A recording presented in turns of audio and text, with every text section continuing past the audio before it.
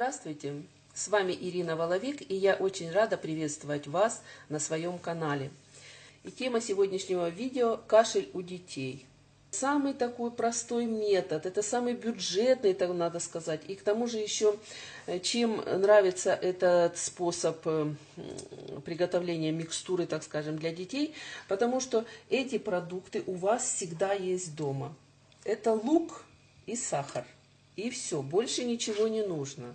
Настолько просто, абсолютно средство натуральное, и детишкам можно уже от года свободно давать. Еще нужна будет баночка. Ну, я беру вот такую небольшую баночку с крышечкой обязательно, чтобы где-то поместить было эту микстуру. Итак, что нам нужно для этого? Да, и это, конечно же, от кашля, именно от простудного кашля. Это не имеется в виду какой-то аллергический кашель. Здесь уже не нужно путать. Это разные абсолютно вещи. А если ребенок простудился и кашляет, причем, когда вот начинается простуда, то кашель сухой такой очень хорошо помогает именно вот от сухого еще кашля. Вообще нужно лечить сразу, как только ребенок начал кашлять, сразу и начинайте лечить. Итак, что я делаю? Я взяла 2 луковицы, и их нужно мелко порезать. Ну, насколько мелко, насколько получится мелко. Но обязательно нужно резать, а не тереть на терке или мясорубки пропускать. Порезала я лук, и теперь мне его нужно переместить в баночку. Резанный лук я переложила в баночку и буду засыпать сахаром его.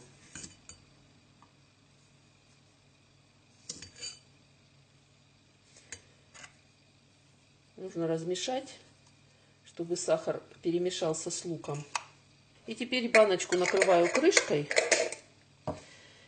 и оставляю прямо на столе, для того, чтобы лук пустил сок. Прошел час, и смотрю, что получилось в нашей баночке. Видите, уже сахара нет, потому что сахар вытянул сок у лука и сделался такой сиропчик. Вот этот самый сиропчик как раз и нужно употреблять при кашле. И обычно дети, несмотря на то, что это лук, они, в общем-то, нормально принимают и не сопротивляются этому лечению, потому что сиропчик ведь сладенький. И если ребенок совсем маленький, годик-полтора, то нужно давать вот по пол чайной ложечки, где-то 5-6 раз в день. Конечно, после еды лучше давать. И если ребенок уже постарше, то можно и чайную ложечку давать. Если еще старше, значит, можно и столовую ложечку давать. Я вам хочу сказать, что лекарство это очень эффективно. Несмотря на то, что очень простое, очень бюджетное, копеечное буквально, делается 10 минут. И желательно его делать на ночь, потому что за ночь оно хорошо настоится, много будет сиропа и будет хватать на целый день этого снадобья. Спасибо, что вы смотрели это видео. Ставьте лайки, пишите комментарии, задавайте вопросы. Всего вам самого наилучшего и здоровья вашим детям!